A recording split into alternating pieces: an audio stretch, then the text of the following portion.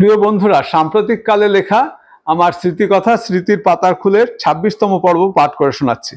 আমাদের প্রাইমারি স্কুলে একটা মাত্র টানা ঘর ছিল, একতলা ঘর।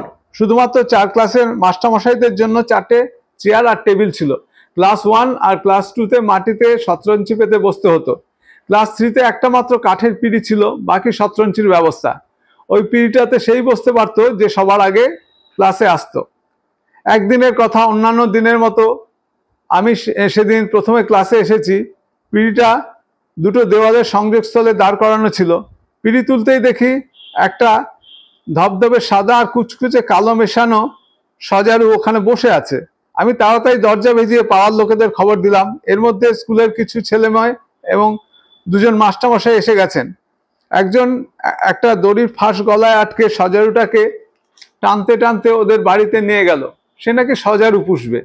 একটা কাঠের বাক্সে নাকি সজারুটাকে রেখেছিল। পরে শুনেছি সজারু কাঠের খাঁচায় কেটে পালিয়ে গেছে। ক্লাস 3-তে আর থাকতে আরও একটা ঘটনার কথা আমার খুব মনে পড়ছে। স্কুলে একবার এক ম্যাজিশিয়ান এসেছিলেন। আমি তখন ক্লাস 3-তে পড়ি। ম্যাজিশিয়ানকে নিয়ে আমার বিরাট আগ্রহ ছিল। তাস ইত্যাদি কয়েকটা খেলা দেখাবার পর আরেকটা ম্যাজিক দেখালেন, সেটা আমার বেশ মনে আছে। সেটা হলো মাছ সম্মোহন। ঘটনাটা বলি। ম্যাজিশিয়ান বললেন, এবার আমি তোমাদের চিনির খেলা দেখাবো। তিনি সকলের হাতে চিনি দিলেন। আমরা হাত পেতে সেই চিনি গ্রহণ করলাম। তিনি সবার হাতে চিনি দিয়ে বললেন, এবার অপেক্ষা করো। বেশ বড় দানার চিনি। তিনি সকলকে বললেন, তোমরা এই চিনি 1 মিনিট দেখবে, তারপর হাত মুঠো করো। 2-3 মিনিট বাদে বললেন, এবার হাত খোলো।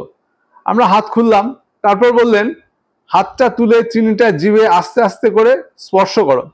আমরা যেমনি চিনি খেতে গেছি, তখনই তিনি আমাদের বললেন, কি খাচ্ছ আগে দেখো।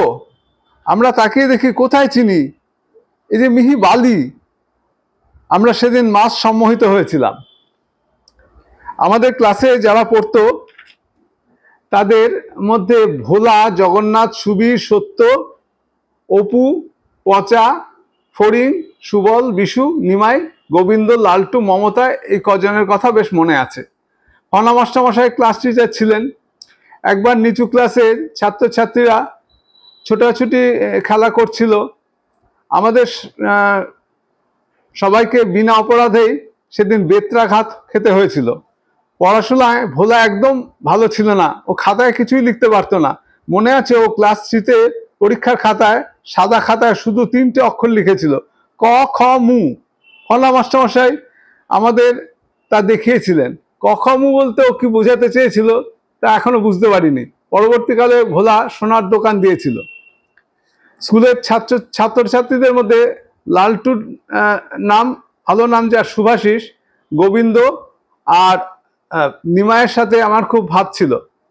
স্কুলের কাছাকাছি ওদের বাড়ি, রাজেন্দ্রনগর কলোনিতে। জগন্নাথ আর ভোলা থাকতো মামা বাড়ির পাশে, রেল লাইনের পেরিয়ে সরকার পাড়ায়। সুবল, পচা, বিশু আর ফড়িং দাসপাড়ায় বাস করত।